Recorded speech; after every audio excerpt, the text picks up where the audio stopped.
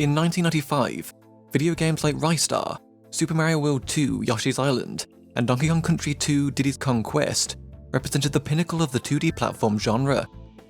As a new generation of consoles started arriving on store shelves, however, it soon became clear to everybody that real-time 3D graphics were the future. 2D games were suddenly being seen as obsolete, as developers around the world dived headfirst into this new, unexplored region. But while the rest of the industry was enamored by the possibilities of 3D, a relatively unknown French developer called Ubisoft decided to take a huge risk by releasing a 2D platformer alongside a sea of next-gen 3D titles.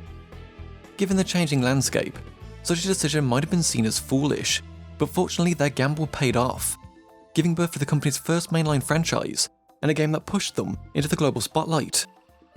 This is the history of Rayman. Of course, we can't talk about Rayman without mentioning his creator, Michel Ancel.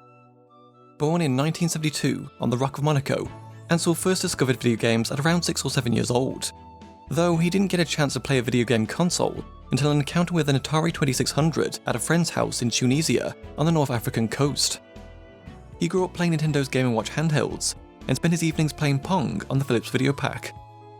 Throughout his childhood, Ancel moved around the world with his family, as his father's military career had him posted to various locations. Nurtured by the tales and legends of various countries, he developed a strong imagination that formed the basis of his artistic work, and sometimes served as a model for his heroes, whom he began drawing in his spare time at a very early age. Moving across the Mediterranean Sea to Montpellier, France with his family, 13-year-old Ancel was exposed to a thriving game culture of arcades, consoles and computers. It was around this time when his parents procured a state-of-the-art Atari ST, a 16-bit computer capable of producing arcade-quality graphics. It was truly revolutionary, with a graphical interface, a mouse, windows, drawing and music software, and, most importantly, the ability to program. It served as Ancel's gateway into game development, with his very first games being made with his machine. When he was 16, Ancel teamed up with a programmer called Nicolas Choucroun, who had recently released his debut game, Killdozers, through a French software house called Lancor. Together, the two started working on a game called Mechanic Warriors, a rather ambitious real-time strategy game where you battled between different groups of robots. You could even salvage components from defeated enemies to build new robots to fight with. But the game was never completed, as they were unable to secure the funds needed to continue development. It was later turned into a traditional side-scrolling shooter called Intruder, which Ancel provided the graphics for, alongside another one of Choucroun's games called Pick and Pile. At the same time, Ancel had also participated in a magazine contest held by Ubisoft. He'd created a short animated movie with CFC molecules in the ozone layer and the oxygen that was being bullied by them. This was during a time when the hole in the ozone layer was on a lot of people's minds. While he didn't win the contest, he did receive a call from Ubisoft, who asked him to come to Paris. Despite his young age, his parents allowed him to go, and so he took the train alone from Montpellier to Paris, where he proceeded to get lost in the subway. After hours and hours of searching, he eventually found their office.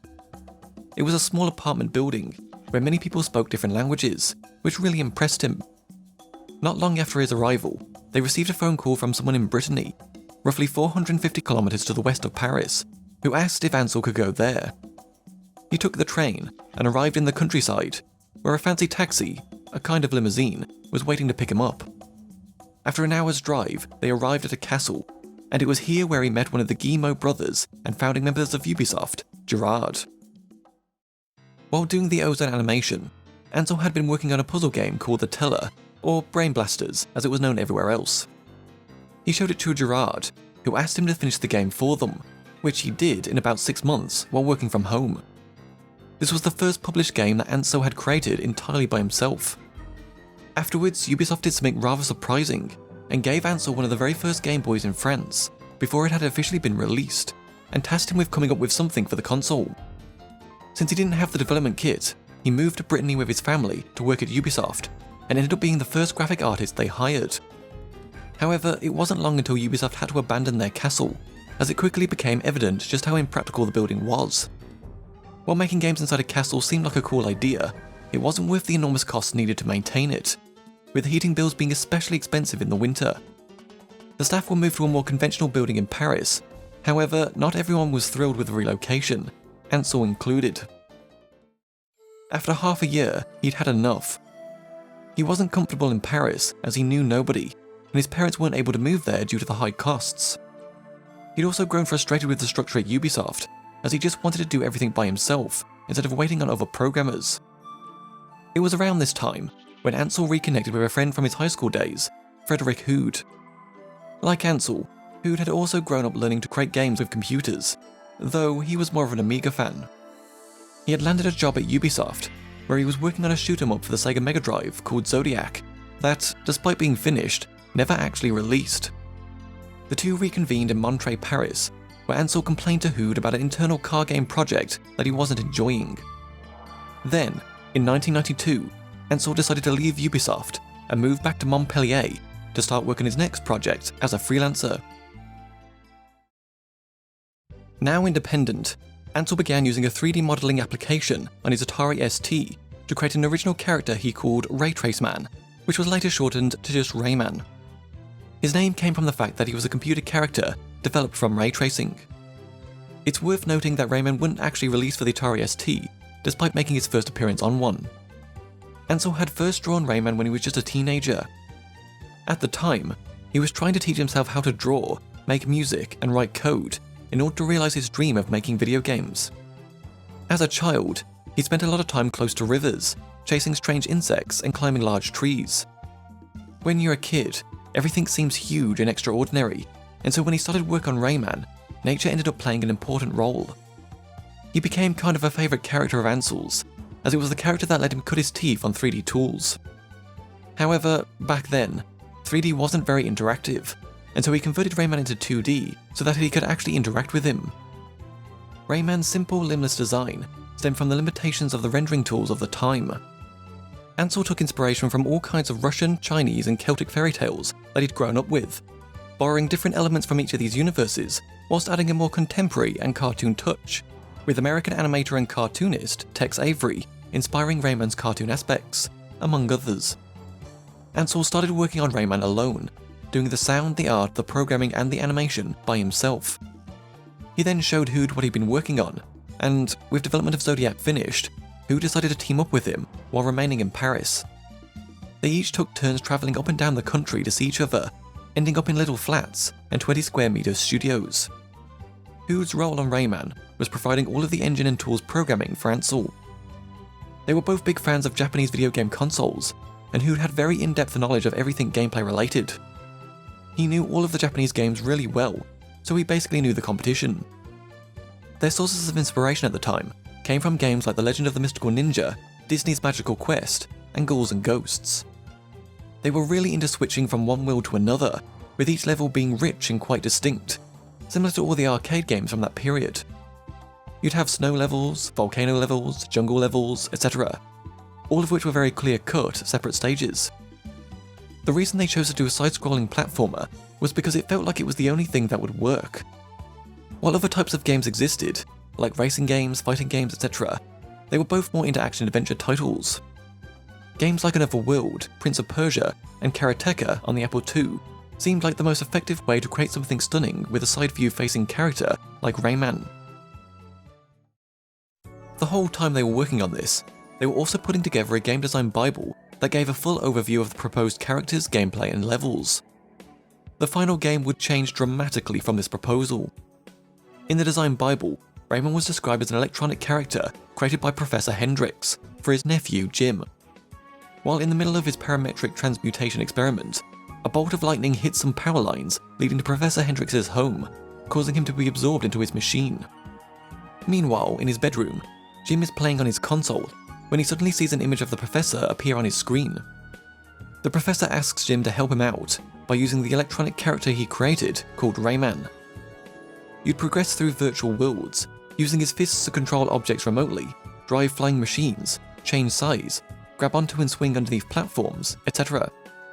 Rayman's electronic constitution meant that his head could never go underwater, which explains why water is a hazard. He also gained access to special powers, such as a magic fist to destroy walls, invisibility to pass through enemies, an energy ball which bounces off the scenery to destroy enemies, a shield comprising of 3 spheres that spin around Rayman to also destroy enemies, and lastly a Ray Dance, a mesmerising dance which paralyses his foes.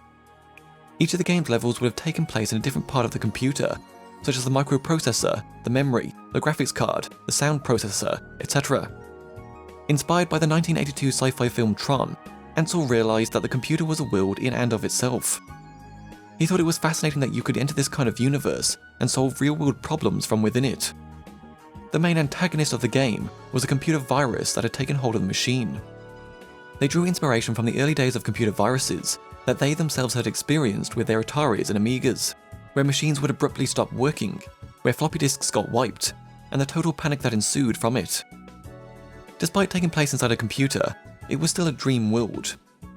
When you entered the world of the graphics card, for example, you would have ended up in a world all about drawing. This led to the creation of the iconic Rayman 1 world, Picture City, a landscape composed of artwork and art supplies. Later on, when they actually started building the game, they decided to simplify some bits, and that's when they decided to strip away some of this meta-story. Before the European launch of the Super Nintendo Entertainment System in June 1992, Nintendo had announced a CD-ROM add-on for the system that was expected to ship in January 1993.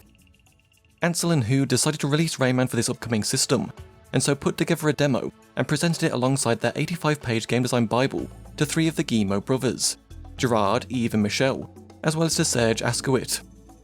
They were blown away by the creativity, and also the characters' fluidity and animation. The universes were incredibly rich and colourful, and the variety of the different worlds they had planned made Rayman stand out dramatically compared to what was around at the time. The design bible helped to give Ubisoft a proper vision, beyond the small demo they had made, and to prove that they were making a full game. It was both fun and extremely difficult to put together, because Ansel and Hood both liked to just program as they played. Having to actually sit down with pen and paper to design the levels and characters was different from what they were used to, but it proved crucially important on a structural level, especially for what followed. They didn't know it then, but this document would later become the reference book for a communal project that eventually involved over 100 people. During this period, it was impressive for more than 100 people to be working on a single game. Only in Japan and the US were there teams of this size. In France, it was practically unheard of. At the start, they thought they'd be making Rayman with a team of 2 or 3, but this design bible served as a kind of gateway to initially getting funding for the game. Ubisoft decided to make Rayman their flagship title, throwing everything they'd got into the project, and even gave Ansel free rein to choose whatever course of action he wanted. To say such a thing was unprecedented would be an understatement. Ubisoft also opened a new studio called Ubi Pictures, now called Ubisoft Montpellier, with Ansel and Hood at the helm. This allowed the duo to start hiring more key team members. It's important not to overlook Michel Guillemot's role during all of this, as Rayman's success can be largely attributed to his involvement. He invested heavily in the concept and understood how to make games, so he ended up creating the model necessary to get the still fairly young developers on track. He also understood what they wanted to do and helped to make them more professional. When it became apparent that the SNES CD-ROM add-on wasn't going to ship on time, or at all as it turned out, Ansel and Hood decided to move the game's development over to the Atari Jaguar. At the time, it was between the Jaguar and the Panasonic 3DO. They knew they wanted to make an arcade-style game, with full screen scrolling running at 60 FPS, but the 3DO only seemed capable of 30 FPS at most, so they quickly ruled it out. Hood was also familiar with the 68000 processor that powered the Jaguar, as it was the same one used in the Amiga and Sega Mega Drive. He was in his comfort zone, so releasing Rayman for the Jaguar seemed like a no-brainer. The only problem they had with it was that too many graphical sprites at the same location would nearly stop the main processor. Yet, somehow, they knew deep down that it was just a stepping stone to something else, because in terms of the console itself, they couldn't see Atari dethroning Nintendo or Sega in sales.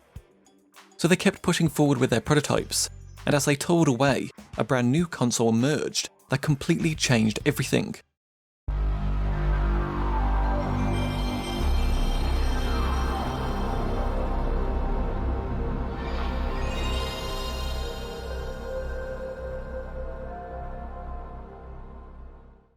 The Sony PlayStation was like nothing the team had known before. Not only was it far more powerful and easier to program for than the Jaguar, it also had full CD capabilities, which was perfect for storing their giant textures. It became immediately clear that Ubisoft needed to release Rayman for the PlayStation. After all, if they stood any chance of beating Japan at platform games, then it would be to come out on a new machine faster than they could. There was just one problem. Ubisoft is a French company, and Sony was only sending out PlayStation dev kits to Japanese developers. In order to get around this, Tomoko Matsuka, their manager for Japan at the time, set up a studio in Tokyo called Ubisoft KK that brought in PlayStation dev kits from Sony and shipped them out to their creative teams in Paris. This enabled Ubisoft to develop Rayman for the PlayStation at the same time as Japanese companies, much to the surprise of the rest of the industry, because normally Americans and Europeans received dev kits much later on. Ubisoft decided that Ansel and the core Montpellier team would continue to develop the Jaguar version of Rayman, while it began to staff up a studio in Paris to port the game to other platforms. At the time, there were 4 other platforms they were targeting: the Sony PlayStation, the Sega 32X, the Sega Saturn, and then also the PC, which had been steadily gaining ground. They needed to recruit a team that was good enough to develop for these 4 platforms simultaneously. The short time frame made development difficult, made worse by the fact that they were pushing the machines to their limits, and they were working on hardware that hadn't released yet. In other words, prototype dev kits. There were bugs that caused problems at every level, and what's more, they couldn't share what they were doing because the consoles weren't out yet, so they weren't allowed to talk about them. The Sega 32X version would later be cancelled after Michel Guillemot had noticed that the development scene for the 32X didn't seem very active, and so he asked a Sega representative at an exhibition what they thought of the console. The rep responded by telling him that if they didn't have enough resources to do a 32X version and a Saturn version, then they should just focus on the Saturn. Upon hearing this, Michel immediately called the whole team and told them to stop working on the 32X version of Rayman. Rayman's fluid animation system was one of the game's biggest strengths. They chose to animate characters at 30 frames per second, something unusual for the time, as animating that many full frames took up a huge amount of memory. As such, most games typically only use a handful of frames for their different sprite animations. Ansel's solution to get around this limitation was to make everything modular. They'd use small sprites for the characters' feet, hands, head, body and hair, so that they didn't have to create full-frame animations. They could just animate the individual modules, which took up less space in memory, and thus allowed them to have more frames. With this system, they were able to create very varied and smooth animations, unlike their competitors. It was quite novel, that just by making Rayman's independent mouth slide around behind his head, you could make him speak, and by moving the hands, you could give the impression of locomotion. This in turn led to Rayman's unique moveset. After all, he wouldn't have had an extendable punch, or the helicopter ability, among others, if he had limbs like any other hero. For lead animator Alexandra Stebler, her main challenge was figuring out how to split up all the movements. She needed to minimize the number of sprites for all of the in-game movements of each character, especially Rayman, who obviously had the widest range of movements. The advanced nature of the 2D animation meant that more experts from the world of animation could now directly apply their skills to video games. Animator Jacques Exertia had already spent 10 years working in traditional animation before he joined the Rayman team, and so he brought the skills he'd developed and the knowledge he'd gained to the table. In traditional animation, they worked on paper and only used a computer for what they called line tests, or pencil tests, where you'd scan in each drawing to check what your animation looked like. If there were mistakes, you'd then have to go back and change each affected drawing. All of that was quite a slow process. So moving into a fully computer-based production was completely new to him. When you created an animation, you could see the results straight away, instantly. You could move an element of the character, press play, and see the animation, which gave the animators so much more freedom to focus on the composition, and particularly the timing, ensuring the curves were really smooth and dynamic. As the world of Rayman shifted from its original concept of being inside a computer, the animation team conceptualized a wide variety of imaginative cartoon settings for the game's levels. Environment artist Eric Pullerton joined the team right at the very start of the project, back when it was just Ansel and Hood. They had already done a few tests, as well as some sketches on Rayman and the backgrounds. Ansel talked to Pullerton about his ideas, and he thought everything sounded really fun and exciting. Afterwards, a few more people joined them, including lead animator Alexandra Stebler, Sophie Ansel, Michelle's sister, who did the colouring, along with 2D graphic artists Olivier Solé and Sean Christophe Alessandri. Alessandri was in charge of working on background elements and props, such as the red fern seen in the game's first world, the Dream Forest, or the nougat and chocolate platforms seen in the game's final world, Candy Chateau. Soleil, meanwhile, was responsible for touching up the computer scans of the drawings made by Alexandra Stebler. She would draw on these very large sheets of paper.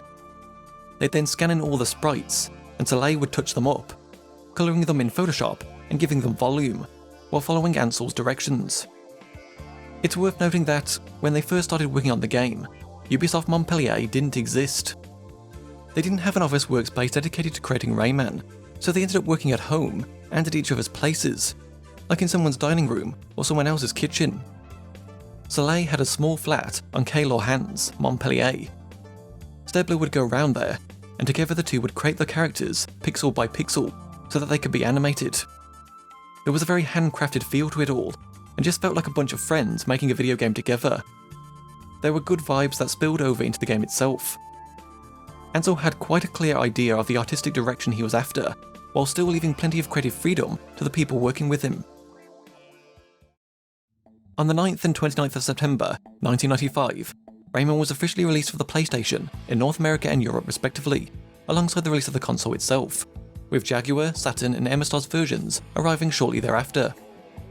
While full-scale development of Rayman had originally started on the Jaguar, it ended up shipping after the PlayStation version.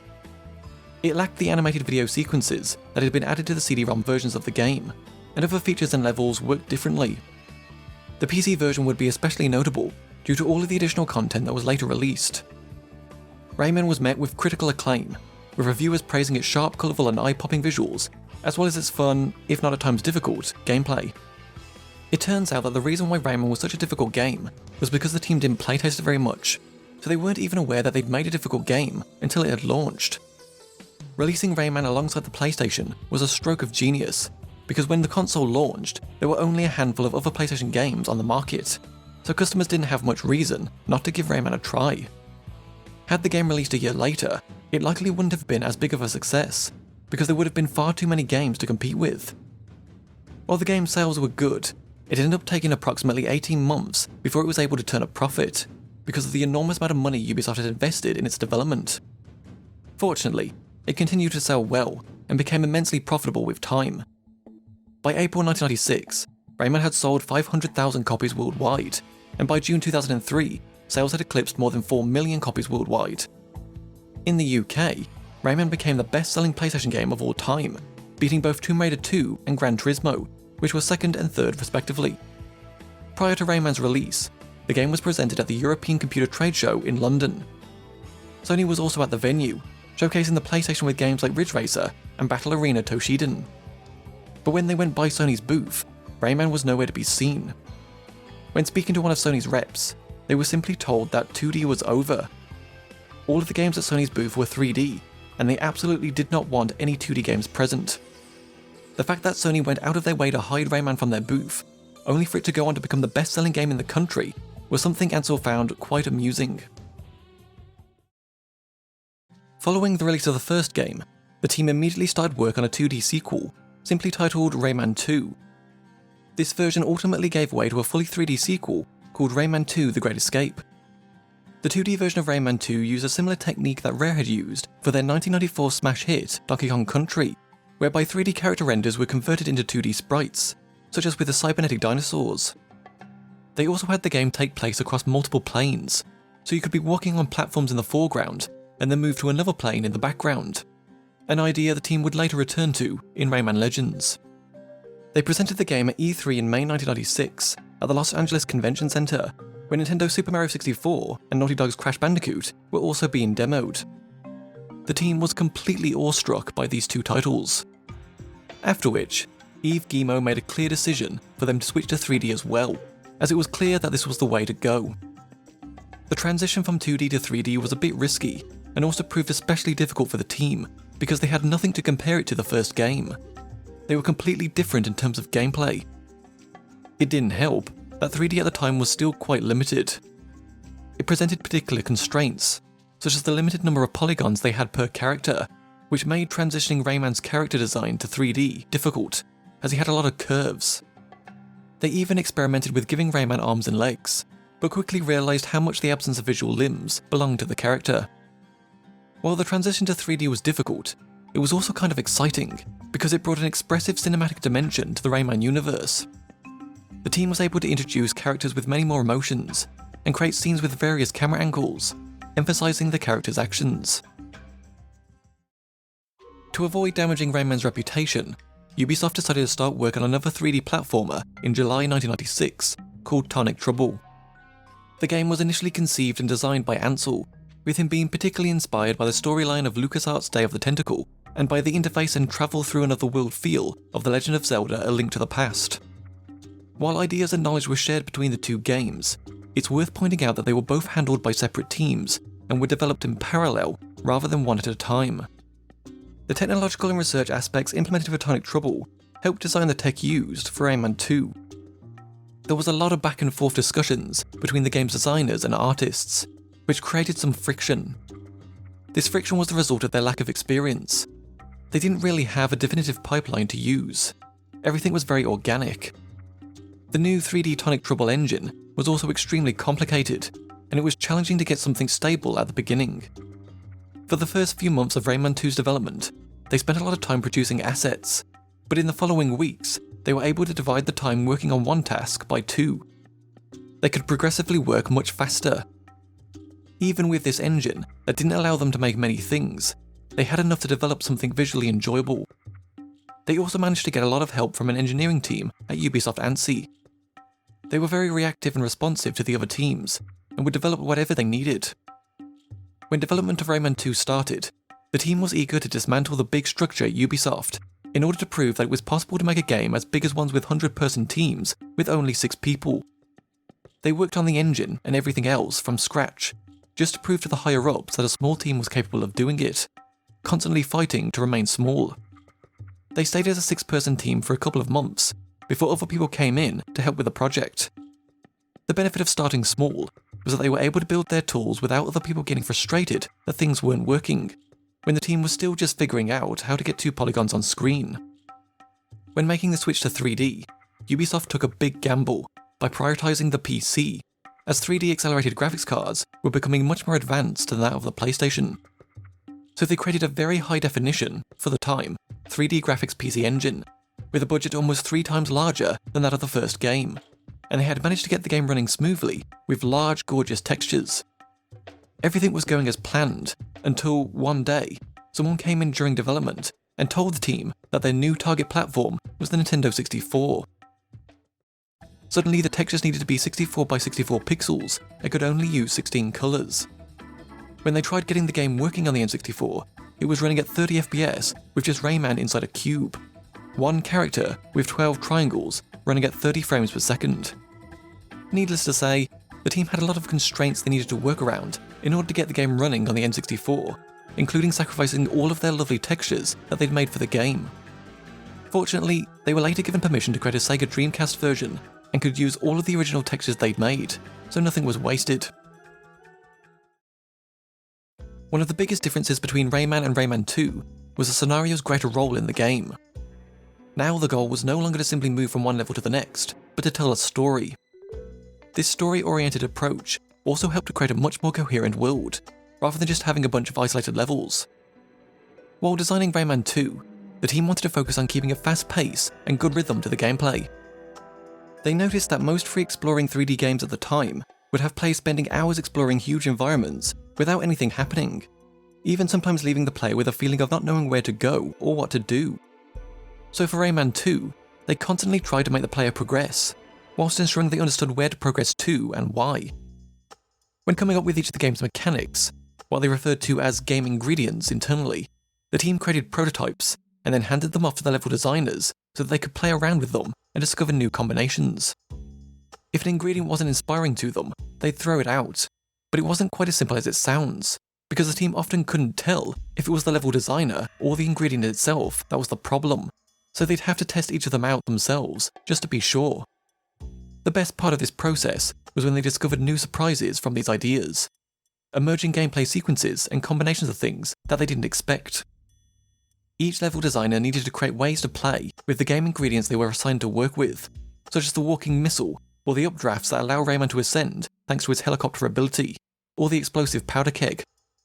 Other level designers would be working with things like the bouncing plum, or the flying shell, for example. This approach allowed the level designers to focus on specific mechanics and to try to get the most out of them in order to create fun situations where the player had to think their way through, ensuring Rayman 2's gameplay was always varied.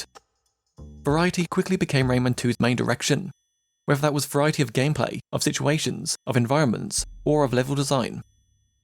They also paid special attention to the game's camera and its movements, seamlessly moving from full control to more constrained and fixed perspectives, in a way that didn't feel jarring or noticeable to the player.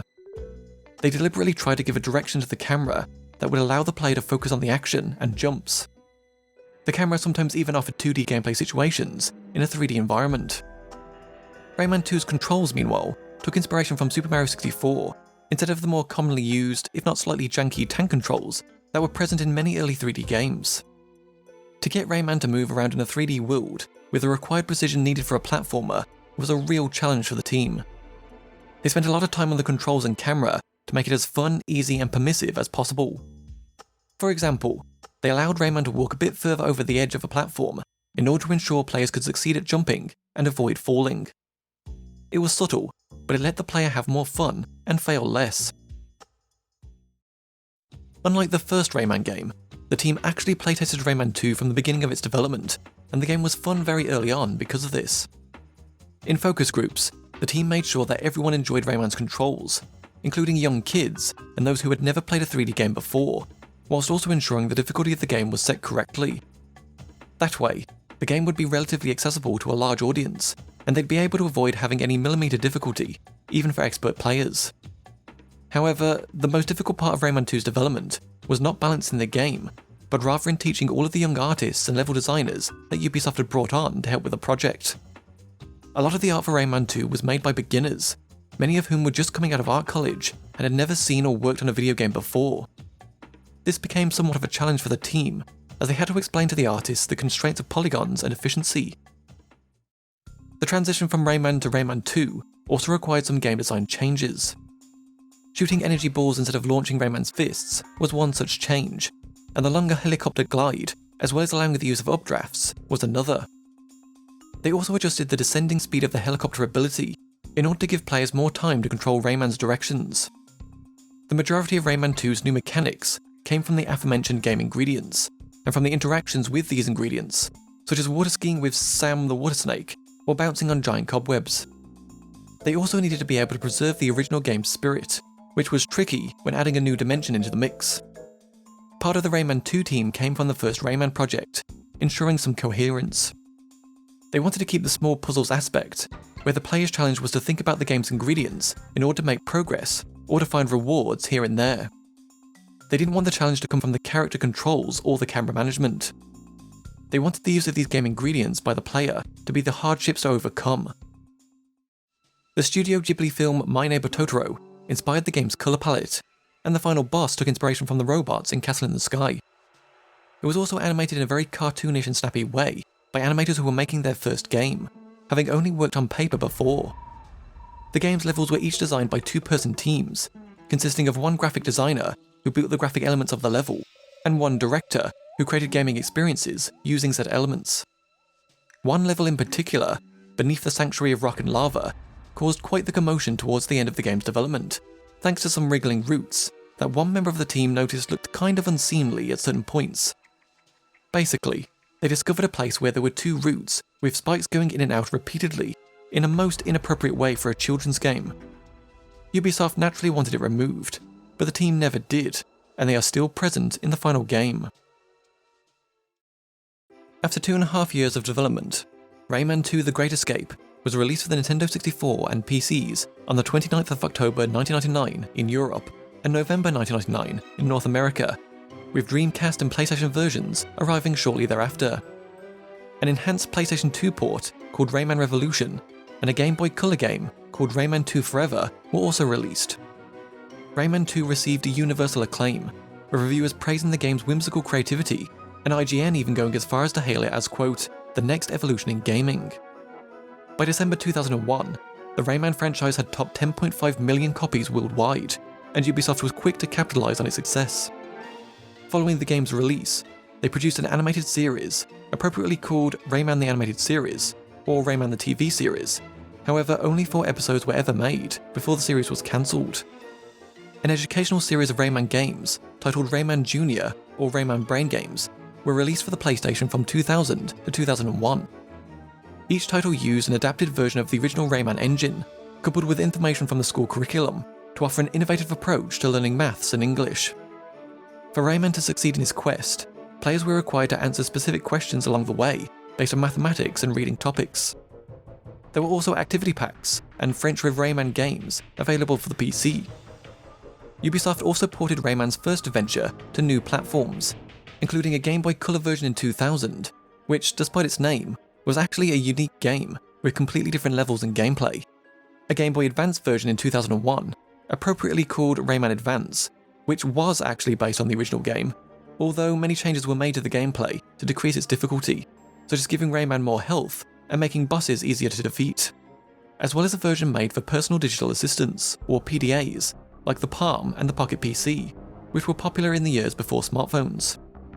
In addition, they created 3 mobile games, Rayman Garden, Rayman Golf, and Rayman Bowling, in 2001, 2002, and 2003 respectively, as well as a spin-off multiplayer party game titled Rayman M, or Rayman Arena, for PC and consoles in 2001 that featured 2 distinct modes, Battle Mode and Racing Mode, that incorporated platform elements from Rayman 2.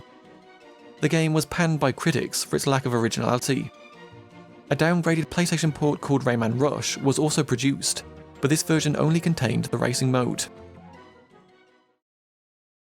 Having spent the last 7 years working almost exclusively on Rayman titles, Ansel needed a change of pace. He decided to start work on a brand new game, codenamed Project BG&E, or Beyond Good and Evil as we know it today. While Ansel was busy with his new project, it's not as if he was completely absent during Rayman 3's development. The team approached him frequently at the beginning, just to have his thoughts and feelings about their ideas. This was a good indicator for them, to see if the newness they wanted to give Rayman was faithful to the character.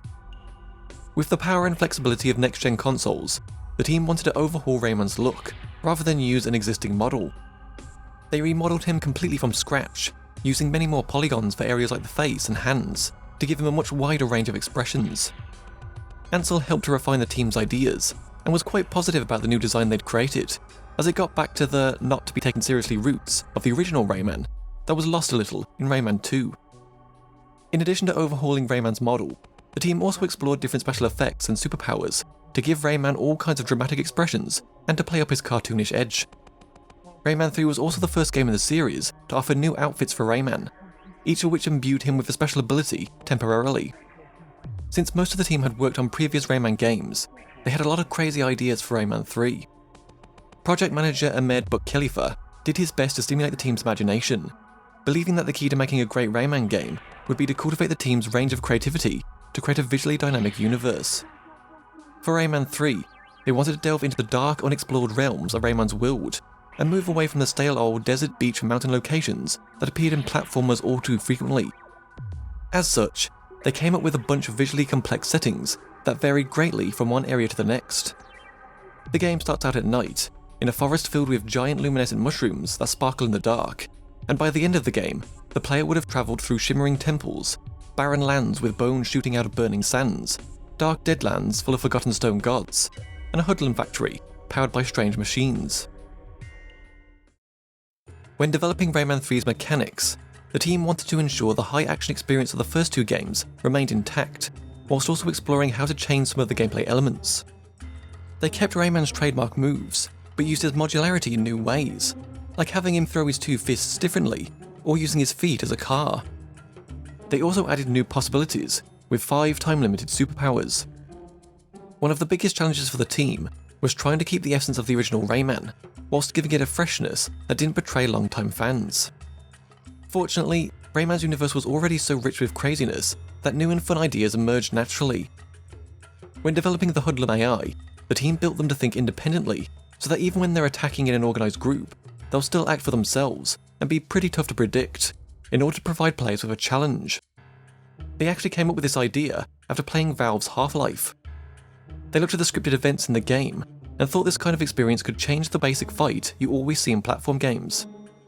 When they created Rayman Revolution for the PS2, the system hadn't yet launched, so they didn't have time to explore all of the machine's capabilities.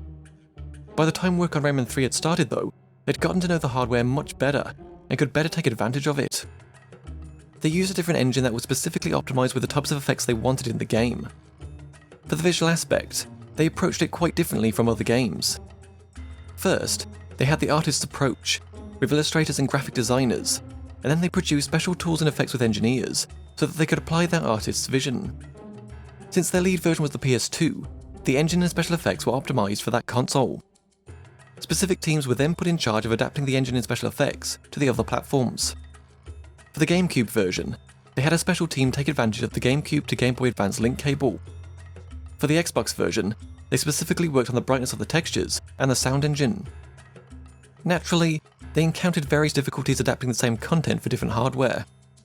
For example, the RAM systems were different in the PS2 and GameCube, so they had to adjust their data for the two systems.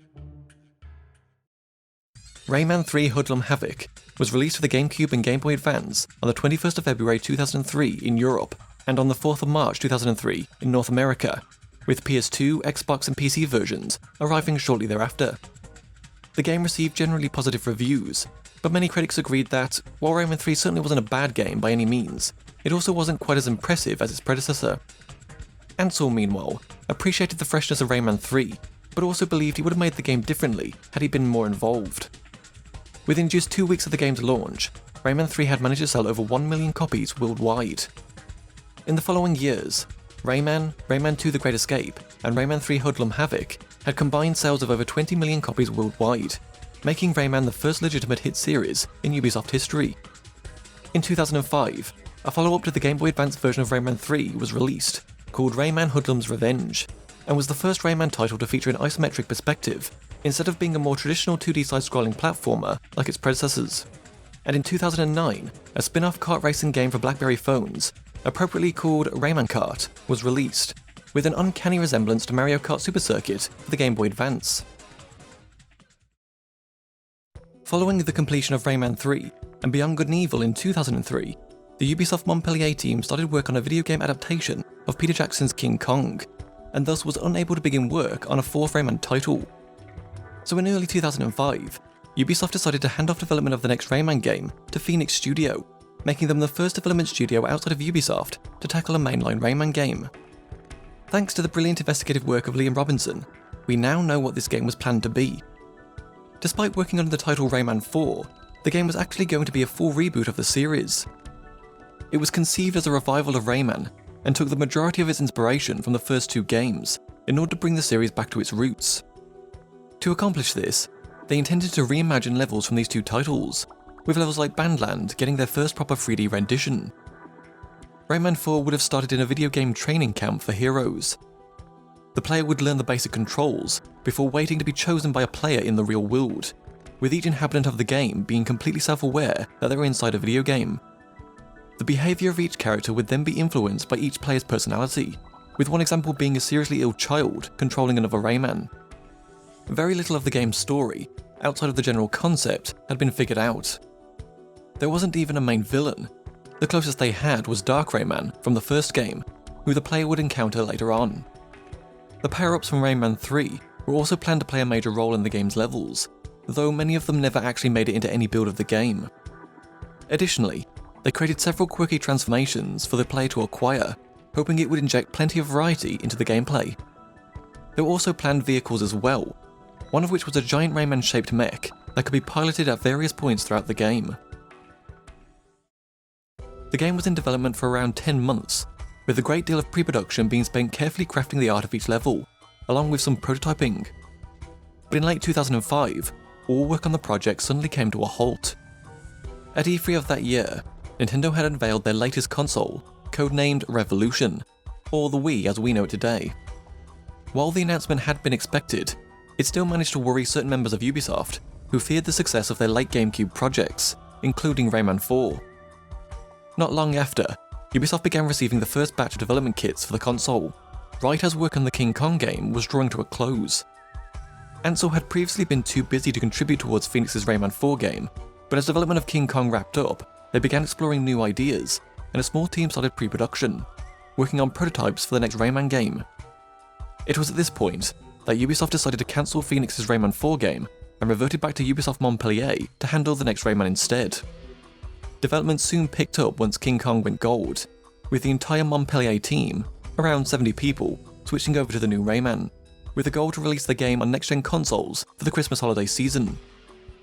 This new incarnation of Rayman 4, Raving Rabbids, was originally planned as a single-player action-adventure game, similar to previous Rayman titles.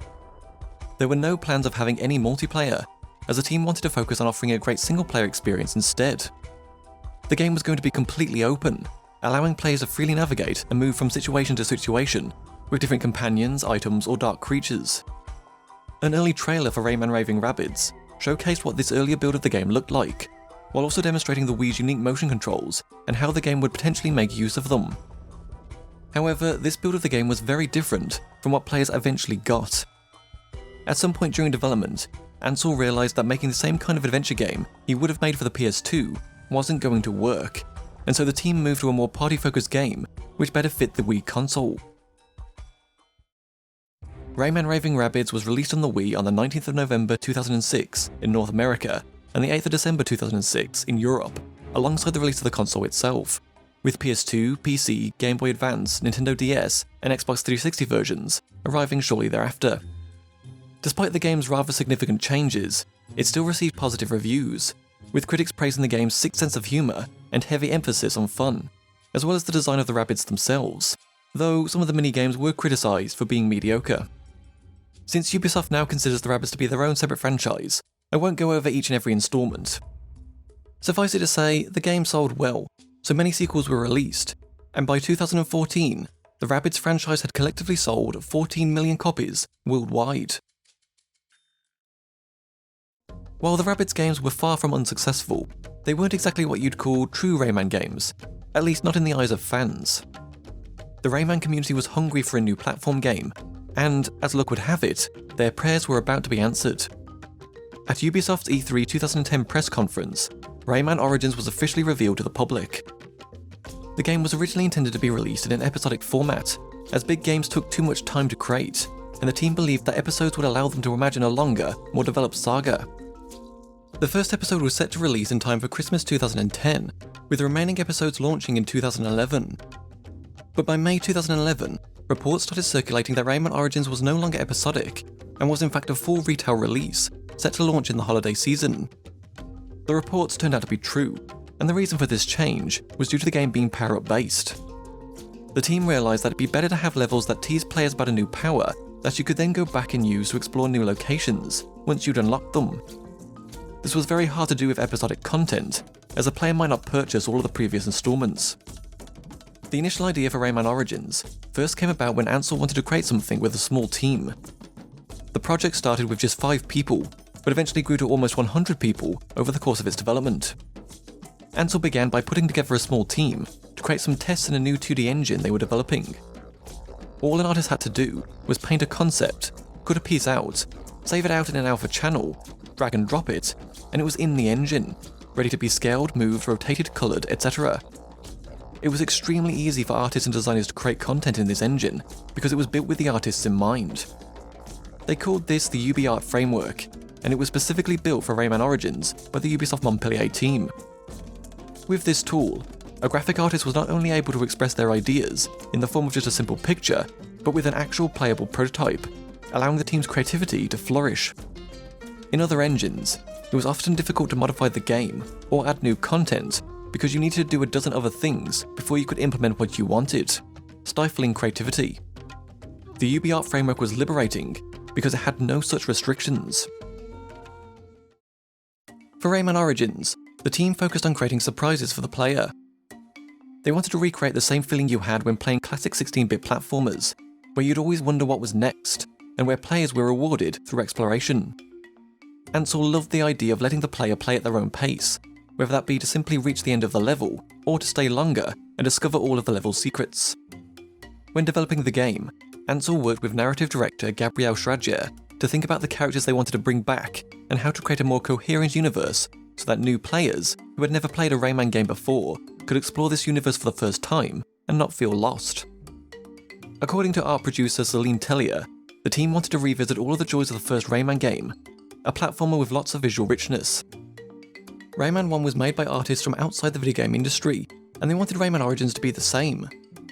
They started the project with the idea of going back to the artistic dimension of Rayman's universe, and wanted to work with traditional painters, illustrators, and artists in animation studios. They also wanted Rayman Origins to remain true to Rayman's world, a bit political, and at the same time, very humorous. It should come as no surprise then, that playtesting played a crucial role in the game's development, as the team wanted beginners to learn at their own pace. At the same time, they knew that a game made strictly for beginners would have been extremely dull for more experienced players, so they decided to populate the game with a lot of really hard challenges to combat this. Knowing full well that the skill range between beginners and veteran players was quite large, they created each level with both groups in mind. They also needed to create progression for both types of player, one more about skills and bragging rights, the Achiever levels, where you end up chasing chests that take you in very dangerous places, and one more about surprise and discovery, the Explorer levels, where you defeat the Electoon guards. Multiplayer platforming was another big focus for Rayman Origins. The team wanted to create a game that everybody could play and enjoy together, even when players have different skill sets, such as a gamer playing with their significant other, who maybe doesn't enjoy playing video games. This proved to be quite the challenge, but after a lot of testing, they arrived at something that compared similarly to other games, but with a few unique features specific to Rayman Origins. For example, the beat-em-up aspect of the game helped a lot to differentiate it from other titles. The team did a lot of modification to the core gameplay to make it as fun to play alone as it was to play with others. They ditched the concept of lives, as they seemed like a remnant of the arcade era, where the designers needed to throw the player out of the game after an average of 3 minutes of play. Instead, they designed the game in a more positive way, where failure was less of a big deal and instead just a missed opportunity to get something valuable that you might achieve later when you're skilled enough. Developing and tweaking Rayman's controls required a huge amount of work, and there were so many parameters to tweak that it could almost be daunting at times.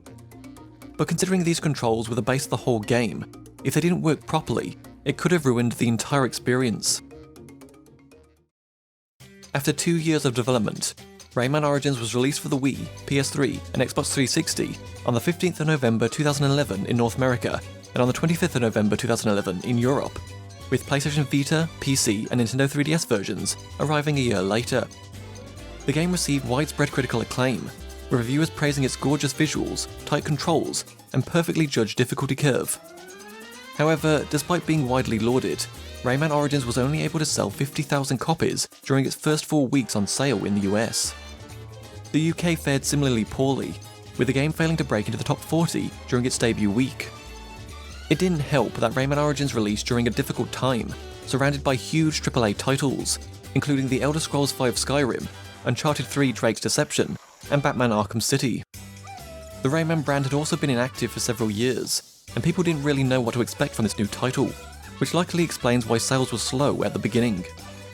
But while sales were poor, it was still able to become a profitable title for Ubisoft, and a long-time seller for the company.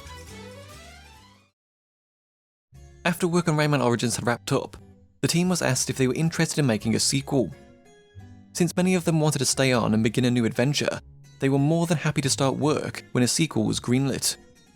Rayman Legends was first leaked back in April 2012, when a new Arkham Forward marketing survey mentioned, quote, the upcoming sequel of Rayman Origins, with a video showcasing some early gameplay footage. Around the same time, Ubisoft registered the domain names RaymanLegends.com and Rayman-Legends.com.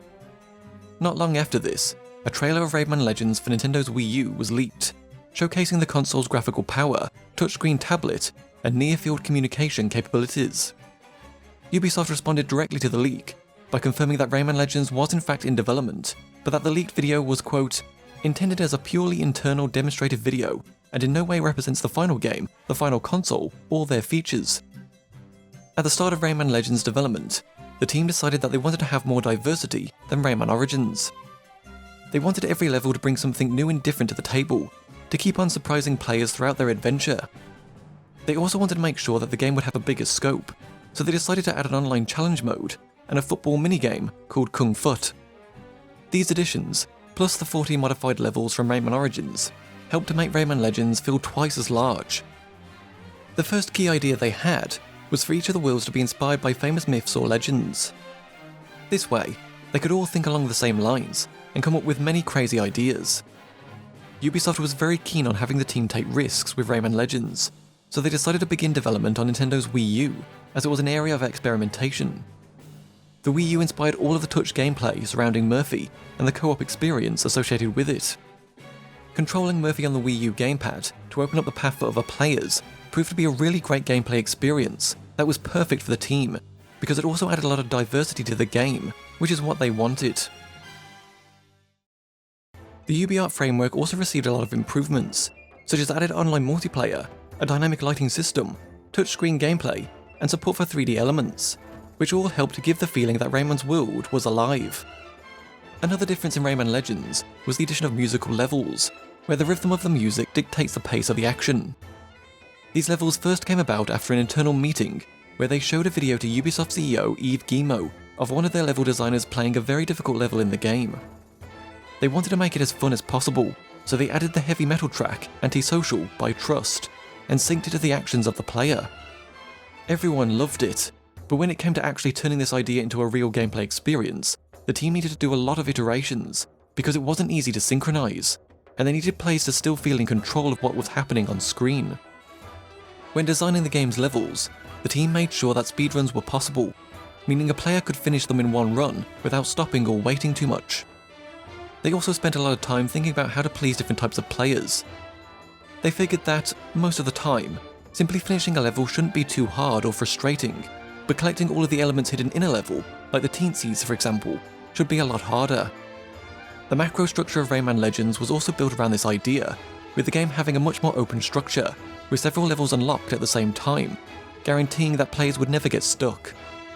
The Wii U gamepad also proved to be a great opportunity for players with different skill levels to play together.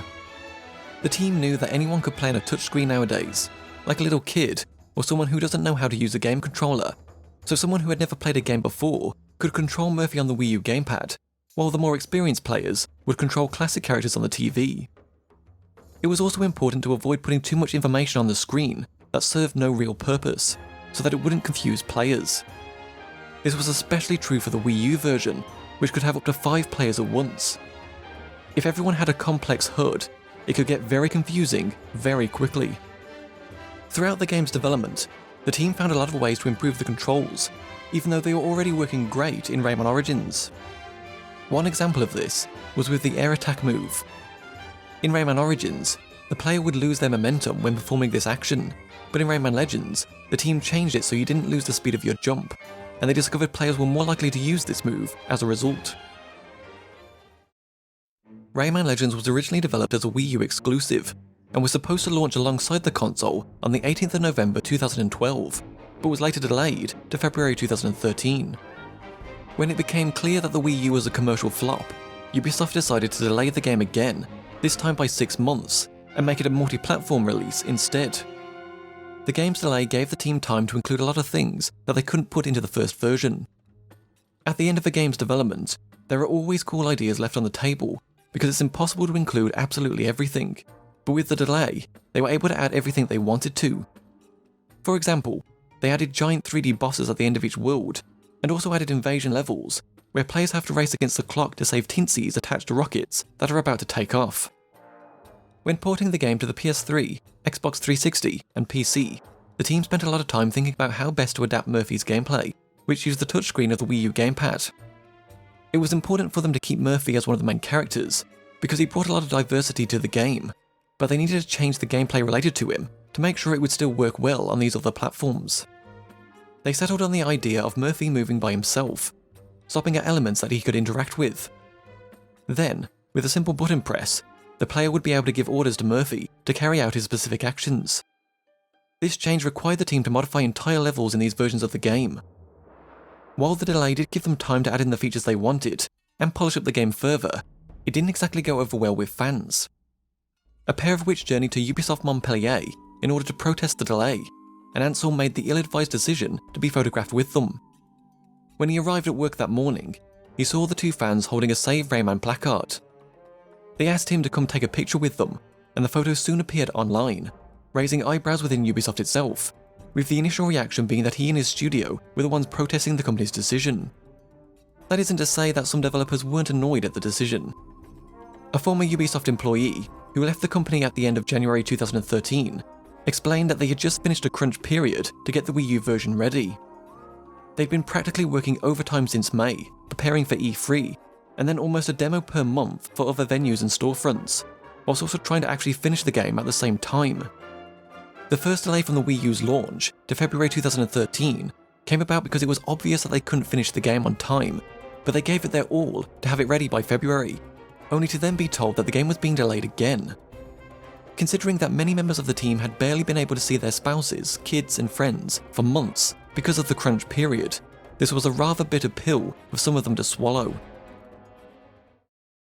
After a lengthy and stressful development period, Rayman Legends was finally released for the Wii U, PS3, Xbox 360 and PC on the 30th of August 2013 in Europe, and on the 3rd of September 2013 in North America, with PS Vita, PS4, Xbox One and Nintendo Switch versions arriving in the years ahead. Rayman Legends received universal acclaim upon release, with reviewers praising the game's clever level design, smooth platforming, striking visuals, and plethora of content. Within 2 months of going on sale, the game had managed to sell nearly 1 million copies worldwide, but Ubisoft later admitted to its shareholders that it had fallen short of their initial sales expectations. A series of endless runner games, based on the style of Rayman Origins and Legends, were released for smartphones between the years 2012 to 2019, including Rayman Jungle Run, Rayman Fiesta Run, Rayman Adventures, and Rayman Mini, and in 2026, an anniversary edition of the original Rayman game was released for PC and consoles to celebrate the series' 30th birthday. On the 12th of October 2017, Ansel teased the possibility of a Rayman 4 game after work had concluded on Wild and Beyond Good and Evil 2. However, nothing ever came of it, and Ansel later left Ubisoft in September 2020 following an internal investigation into complaints accusing him of toxic leadership. Ansel would later go on to deny these allegations. As for Rayman himself, while he hasn't received a new mainline title since Rayman Legends in 2013, he has made a number of cameo appearances in other games, including skins for Minecraft and Trolls Fusion, collectible trophies in Super Smash Bros. For Wii U, and spirits in Super Smash Bros. Ultimate, sticker decals in The Crew, a theme for the Uno video game, a playable fighter in Brawlhalla, and a VIP bot in Astrobot, among others. Rayman also starred as the main character in a DLC adventure for Mario + Rabbids Sparks of Hope for the Nintendo Switch, called Rayman and the Phantom Show, which released on the 30th of August 2023. If you'll recall, Rayman 2 The Great Escape originally started out as a 2D game before transitioning to 3D, after the developers were blown away by a demo they saw of Crash Bandicoot at E3 in May 1996. To learn how Naughty Dog created the original Crash Bandicoot trilogy, as well as the kart racing spin-off Crash Team Racing, check out my documentary on the history of Crash Bandicoot. You can also learn about Crash's PlayStation rival, Spyro the Dragon, and how Insomniac Games created the original trilogy. Or if you're looking for something completely different, why not check out my documentary on Spore, an overly ambitious life simulator and god game created by Will Wright, the creator behind The Sims and SimCity. If you enjoyed this video and would like to support the work I do, then please consider checking out my Patreon or becoming a channel member, where you can get exclusive access to new documentaries before anyone else, see monthly updates on the progress of whatever documentary I'm currently working on, and even have your name featured at the end of each documentary you funded. You can also send a one-time tip via Ko-fi, or a super thanks, if that's more your style. Click the card or the links in the description below.